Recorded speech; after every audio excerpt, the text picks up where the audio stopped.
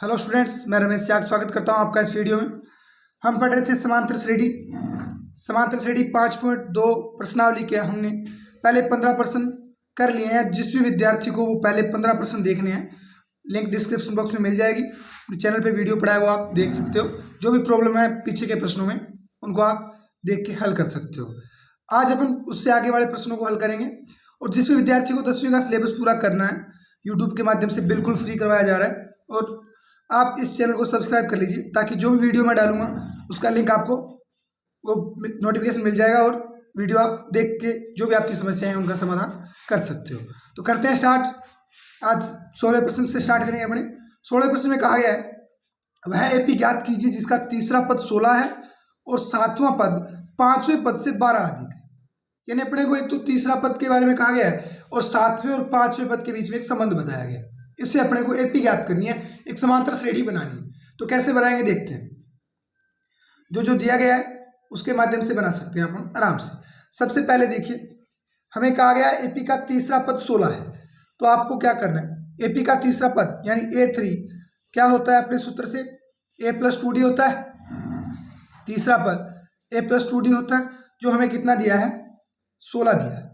इसको नाम दे दो समीकरण नंबर 1। अब इसने कहा है कि सातवां पद 5वें पद से 12 अधिक है। यानी अगर मैं 7वें पद में से 5वां पद घटाऊं तो शेषफल 12 बचेगा, या फिर सातवां पद बराबर किसके होगा, 5वें पद में 12 जोड़ दूं। अपने क्या करते हैं, इसमें A7 माइनस A5 कर लेते हैं। बराबर कितना दिया है इसने, 12 दिया है। A7 हम जानते हैं A+6D होगा, माइनस A5 कितना होगा, A+4D बराबर क्या होगा, 12 होगा। अब ये ब्रैकेट अपने हटाते हैं तो A+6D minus A plus minus minus बन जाएगा -4D बराबर कितना आ जाएगा, 12। अब एक ये प्लस का A था, ये माइनस का A, plus A minus A cancel. 6D plus के -4D कितना बचेगा, 2D बराबर कितना है, 12 है। ये इधर गुणा में है, दूसरी साइड भाग में जाएगा तो D बराबर क्या बन जाएगा, 12/2, यानी D बराबर क्या आ गया, 6 आ गया। अब अपने पास सर्वंतर आ चुका है। अब क्या करना है, इस D का मान समीकरण 1 में रख दो। D का मान, ये समीकरण 1 थी, D का मान समीकरण 1 में रखने पर, समीकरण 1 में रखने पर रख देते हैं। डी का मान समीकरण 1 में रख दो। समीकरण 1 क्या थी, A+2 गुणा डी का मान 6 बराबर कितना था, 16 था।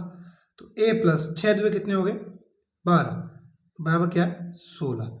इधर प्लस में 12, दूसरी साइड माइनस में जाएंगे तो A बराबर क्या हो जाएगा, 16 माइनस 12, तो A बराबर कितना आ गया, 4 आ गया। अब अपने पास प्रथम पद आ चुका है और सार्वंतर भी आ चुका है। इसकी मदद से अपने एपी बना सकते हैं और अपने को एपी बनानी है, बाकी इधर करते हैं आगे। तो एपी किस रूप में होती है, एपी होती है प्रथम पद A होता है, दूसरा पद एपी A, दूसरा पद होता है A+D, तीसरा पद होता है A+2D, चौथा पद होता है A+3D। अब इसमें मान रख रखे बना लो आप। पहला पद A का मान कितना आया था, 4। दूसरा पद A प्लस यानी A का मान 4 है, प्लस D का मान कितना है, 6 है। तीसरा पद A+2D, A प्लस A का मान 4 प्लस 2 गुणा D का मान 6। तीसरा पद 4 प्लस 3 गुणा 6। अब आप इसमें आगे कर सकते हो। प्रथम पद 4, 6 और 4 10, 4 और 6 दुए 12, 12 और 4 16, 6 थी 18, 18 और 4 22। इस प्रकार आप आगे एपी बना सकते हो। ये अपना फाइनल आंसर हो जाएगा। प्रश्न नंबर 16, एक समांतर श्रेणी बनानी थी हमें, जो हम बना चुके हैं। समांतर श्रेणी क्या बनेगी, 6 10 16 22। अब अपने चलते हैं प्रश्न नंबर 17 की तरफ। प्रश्न नंबर 17 हल करते हैं। प्रश्न नंबर 17 में हमें कहा गया है, एक एपी दी गई है इसमें 3, 8, 13 और इसका अंतिम पद अपने को दिया है 253। क्या दिया है? अंतिम पद 253 दिया है। इस पद से 253वें पद से यानी अंतिम पद से 20वां पद ज्ञात करना है। इतनी देर तो अपन क्या कर रहे थे, इससे पहले वाले प्रश्नों में तो शुरुआत से अपने चाहे 20वां बोले, 30वां बोले, 31वां बोले कर रहे थे, लेकिन अब अपने को क्या करना है, उल्टी साइड से यानी पीछे वाली साइड से 20वां पद ज्ञात करना है। तो कैसे करेंगे? पहले अपने इस श्रेणी से यानी अपने को अंतिम पद 253 दिया हुआ है, तो इसमें ज्ञात कर लेते हैं इसमें कितने पद हैं, इसमें कुल पद कितने हैं। तो अपने पास सूत्र है, इसका प्रथम पद क्या हो जाएगा, इसका ए क्या हो जाएगा 3, और अब सारवंत्र कितना आएगा इसमें, इस पद में से दूसरे पद में से पहला घटाएंगे या तीसरे में से दूसरा घटा लो, तो 8 में से 3 जाएंगे, कितने बचेंगे 5। तो इसका सारवंत्र कितना हो जाएगा, डी बराबर कितना हो जाएगा इसका 8 - 3 यानी डी बराबर कितना हो जाएगा 5 आ जाएगा। अब अपने इसमें पदों की संख्या ज्ञात कर लेते हैं, इसमें टोटल पद कितने हैं ये संख्या ज्ञात कर लेंगे, तब अपने को पता चल जाएगा इसका जो 20वां पद है, जो अंतिम पद से 20वां पद है वो कौन सा पद होगा, और वो अपने सूत्र में मान रख के ज्ञात कर सकते हैं। तो पहले अपने इसमें टोटल पद निकाल लेते हैं। अब टोटल पद का सूत्र क्या होता है, ए एन बराबर ए प्लस अपने को एन ज्ञात करना है, इस सूत्र से मिल जाएगा हमें N A plus N minus 1 into D. A N का मान अपने पास अंतिम पद दिया हुआ है कितना है 253, तो रख लो ए एन का मान हो गया 253 बराबर ए का मान हमें पता है कितना है 3 है, प्लस एन का मान हमें ज्ञात करना है -1 गुणा डी का मान कितना है 5 है। अब क्या करना है, इधर 3 प्लस में है, दूसरी साइड माइनस में जाएगा, तो 253 - 3 बराबर आ जाएगा n-1 गुणा में 5। 253 में से 3 जाएंगे, बचेंगे 250 बराबर n-1 गुणा 5। ये गुणा में है, इस साइड लेके आओगे भाग में जाएगा, तो n-1 मैं इस साइड रख लेता हूँ इस चीज़ को, n-1 बराबर 250 बटे में 5।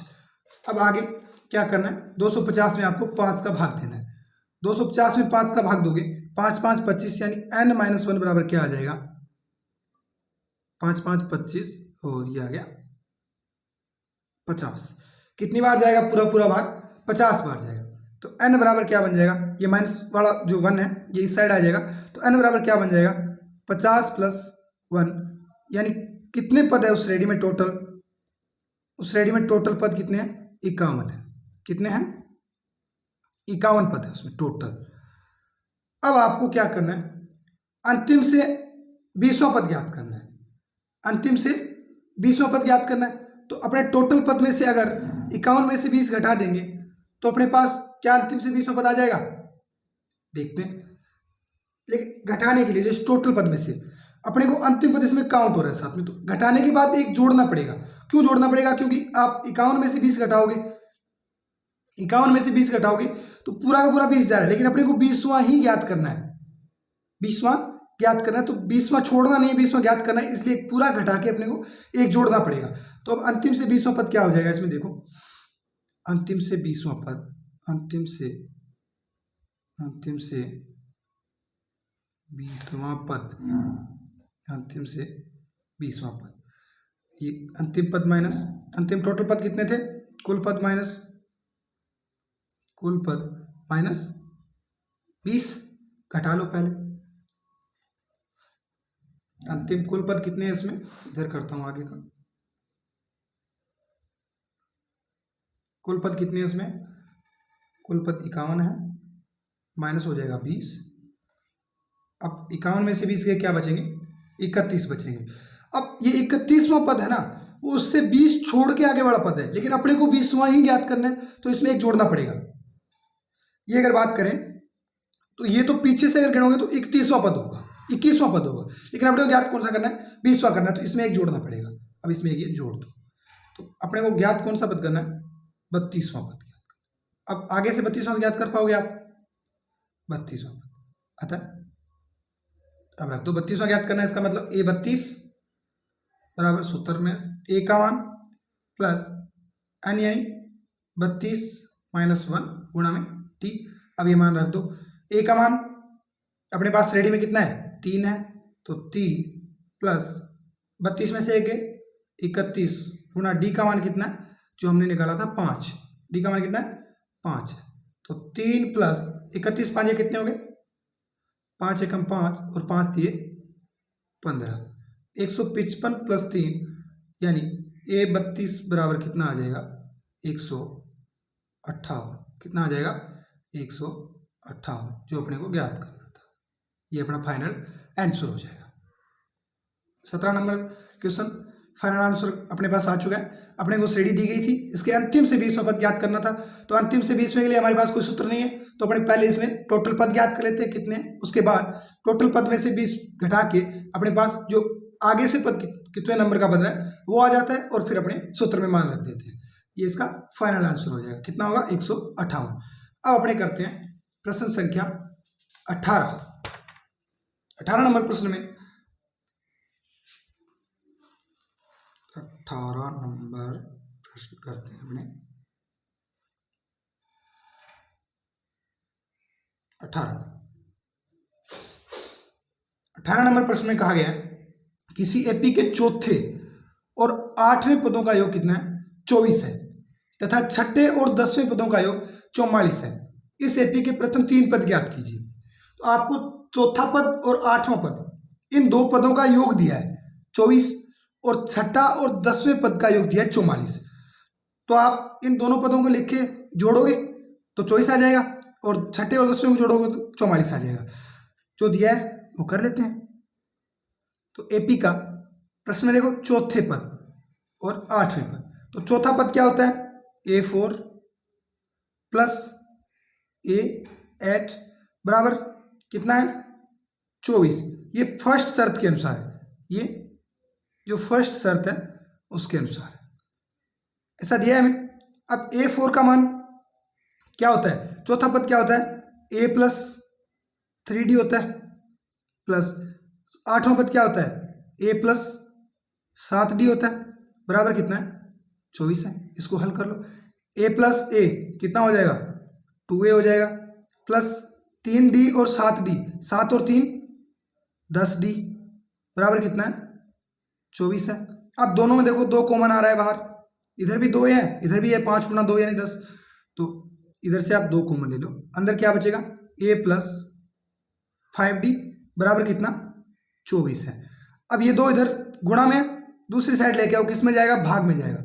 तो A प्लस 5D बराबर कितना हो जाएगा 24/2, 24/2 यानी A प्लस 5D बराबर 12, A प्लस 5D बराबर 12। आप इसको समीकरण नंबर 1 नाम दे दो।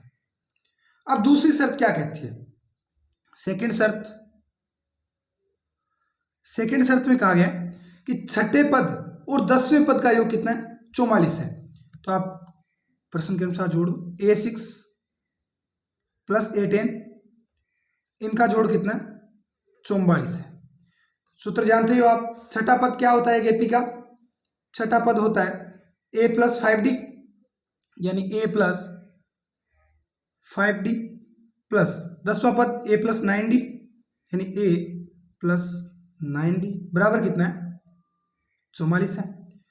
एक A प्लस ये A कितने हो गए 2A प्लस 5D और 9D कितने D हो जाएंगे 9 और 5 14D बराबर कितना है 44। दोनों में 2 है, 2 बाहर कॉमन ले लो, क्या बचेगा अंदर A प्लस 7D बराबर कितना है 44। ये 2 इधर भाग में आ जाएगा तो A प्लस 7D बराबर कितना बन जाएगा 44 में 2 का भाग दोगे 22 बन जाएगा। ये समीकरण नंबर 2। अब आप समीकरण 1 व 2 से A को विलुप्त कर सकते हो, A को विलुप्त कर सकते हो ना, क्योंकि इसमें A है इसमें भी A है। अगर समीकरण 2 में से समीकरण 1 घटा दूंगा तो एक A है जो विलुप्त हो जाएगा। तो अब आप समीकरण 2 माइनस समीकरण 1 कर सकते हो। समीकरण 2 माइनस समीकरण 1, समीकरण 2 माइनस समीकरण 1। समीकरण 2 में से समीकरण 1 घटा लो, यानी समीकरण 2 है A प्लस 7D बराबर 22 और A प्लस 5D बराबर 12। घटाना है तो निशान बदल दो, जहाँ प्लस है वहाँ माइनस कर दो। प्लस का है माइनस का है 0। 7d में से 5d गए 2d बराबर 22 में से 12 गए 10, यानी 2d बराबर कितना आ गया 10 आ गया। तो d बराबर क्या बन जाएगा 10 बटे d बराबर क्या बन जाएगा 10 बटे 2, यानी d बराबर कितना आ गया 5 आ गया। अब आपके पास d का मान आ चुका है। अब अपने को श्रेणी बनाने के लिए क्या क्या चाहिए, एक तो प्रथम पद चाहिए होता है, एक सारवंतर चाहिए होता है। सारवंतर अपने पास आ चुका है। अब अपने को सिर्फ और सिर्फ क्या चाहिए, प्रथम पद चाहिए। तो आप ये मान कोई एक समीकरण में रख दो। डी का मान समीकरण 1 में रखने पर डी का मान समीकरण 1 में रखने पर समीकरण 1 में रखो। समीकरण 1 थी a प्लस 5d बराबर 12, तो इसमें रख दो मान a प्लस 5 इंटू डी का मान कितना है अपने पास 5 आया, बराबर कितना है 12 है। कितना है 12 है।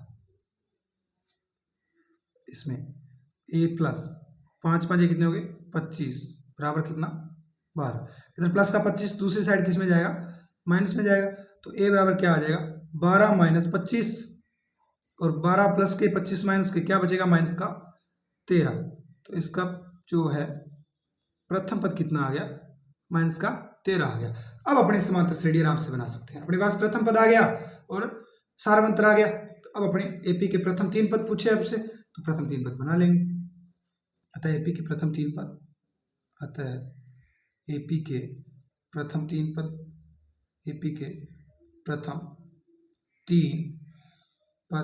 प्रथम 3 पद क्या हो जाएंगे ए प्लस डी और ए प्लस 2d। अब a का मान कितना है अपने पास माइनस का 13। अब ये कितना हो जाएगा माइनस 13 प्लस के 5, सारवंतर अपने पास 5 आया था, और ये कितना हो जाएगा a प्लस माइनस जो a का मान कितना अपने पास माइनस का 13 प्लस 2 गुणा d का मान 5। इसको हल कर लो। प्रथम पद माइनस 13 आ गया, दूसरा पद माइनस के 13 प्लस के 5 कितना बचेगा माइनस का 8। ये माइनस का 13 प्लस के 10 कितना बचेगा माइनस का 3। ये अपने पास प्रथम 3 पद आ चुके हैं। ये अपना आंसर है। 18वें प्रश्न में हमें दो पदों के योग दिए थे, यानी पहले चौथे और 8वें पद का योग दिया था और छठे और 10वें पद का योग दिया था। इससे अपने को एपी के प्रथम 3 पद लिखने थे, तो जो हमने हल कर लिया है। अब अपने चलते हैं प्रश्न नंबर 19 की तरफ।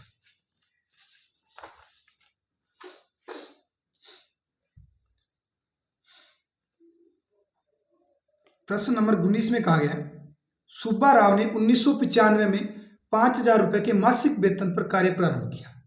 कोई सुब्बा राव नाम का व्यक्ति है जिसने 1995 में कार्य शुरू किया उसने, और 5,000 रुपए के मासिक वेतन पर उसने कार्य आरंभ किया। अब उसने एक शर्त रखी, प्रत्येक वर्ष 200 रुपए की वेतन वृद्धि होगी। पहले साल वो काम करता है 5,000 रुपए में, उससे आगे वाले साल वो काम करता है तो उसको 200 रुपए जोड़ के काम मिलेगा, उससे आगे साल 200 रुपए और जुड़ जाएंगे। जैसे जैसे वर्ष बढ़ते जाएंगे उसके वेतन में 200 रुपए की वृद्धि होती जाएगी। तो आप इससे एक श्रेणी बना सकते हो। पहले वर्ष कितना था, इससे आप एपी बना सकते हो। पहले वर्ष कितना था 5,000, दूसरे वर्ष 200 जुड़ जाएगा, उसमें कितना हो जाएगा 5,200। तीसरे वर्ष कितना हो जाएगा 200 और जुड़ जाएगा, यानी 5400। इसी प्रकार चलता जाएगा। एक दिन वो बोलता है कि उसका वेतन 7,000 रुपये हो गया, तो आपको बताना है कि कितने वर्ष बाद हुआ ये। तो अंतिम पद इसका क्या हो जाएगा 7,000 हो जाएगा। अपने को ज्ञात करना है कि इसमें पद कितने हैं, सिर्फ इतनी बात, इसमें पद कितने हैं यही ज्ञात करना है, और कुछ भी ज्ञात नहीं करना है।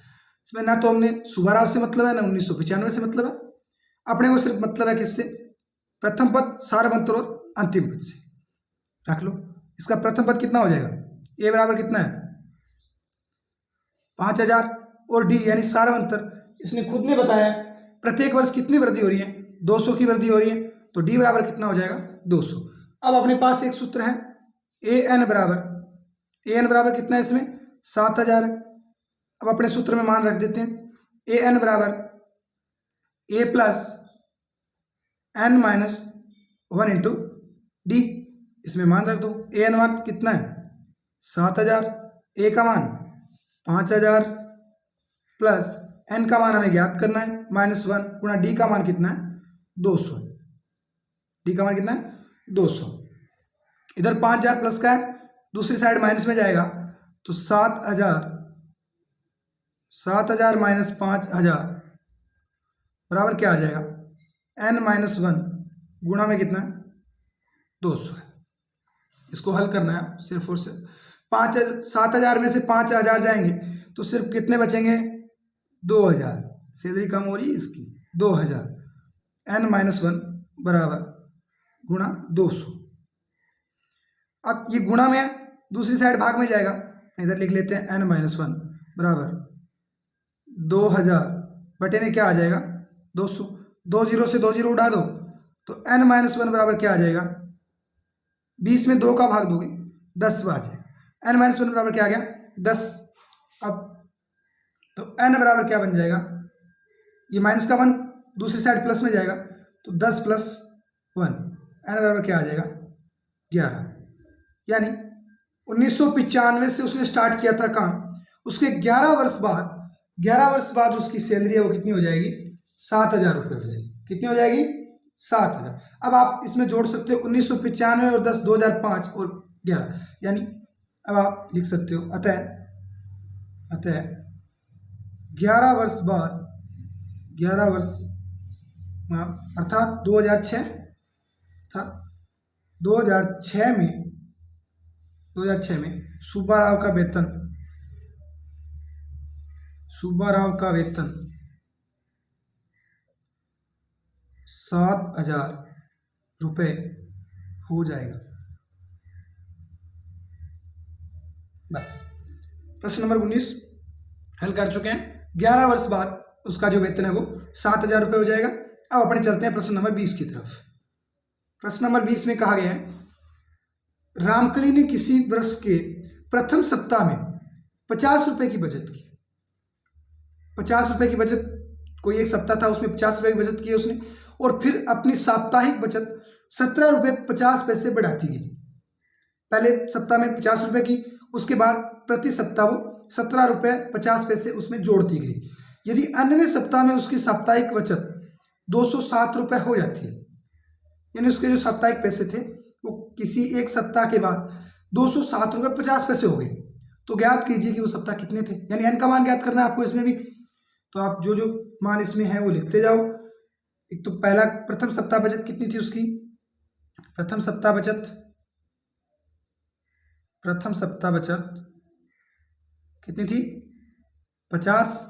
उसके बाद प्रति बचत वृद्धि कितनी हो रही थी, उसमें वृद्धि हो रही थी, वो कितनी हो रही थी 17 रुपये 50 पैसे। तो आप इससे एपी बना सकते हो, यानी वैसे अपने बनाने की जरूरत नहीं है, आप लिख लो इसमें प्रथम पद क्या है 50, यानी ए बराबर कितना आ गया 50 और डी बराबर कितना है, प्रतिवर्ष जो प्रति सप्ताह है वो समान वृद्धि कर रही है, तो कितनी हो जाएगा डी का मान कितना हो जाएगा 17.50।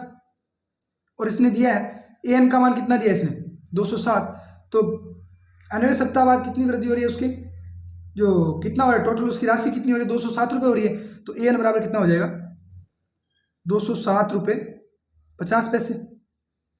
अब आपको क्या करना है, वही सूत्र लगाना है वापस, ए एन बराबर, अतः ए एन बराबर सप्ताह ज्ञात करने हमें कितने, ए एन बराबर ए प्लस n-1 गुणा में डी। ए एन का मान कितना है आपके पास 207.5, जीरो लगाओ ना लगाओ कोई फर्क नहीं पड़ता, बराबर ए का मान कितना है 50 है, प्लस n ज्ञात करना है n-1 गुणा डी का मान कितना है 17.50। अब आप इस 50 को प्लस में दूसरी साइड लेके जाओ, माइनस में जाएगा तो 207.5 माइनस में क्या आ जाएगा 50 बराबर कितना है n-1 गुणा में 17.5। 207.5 में से 50 घटाना है, घटा लो, ये पॉइंट का 5 बच जाएगा, 7 में से 0 गया,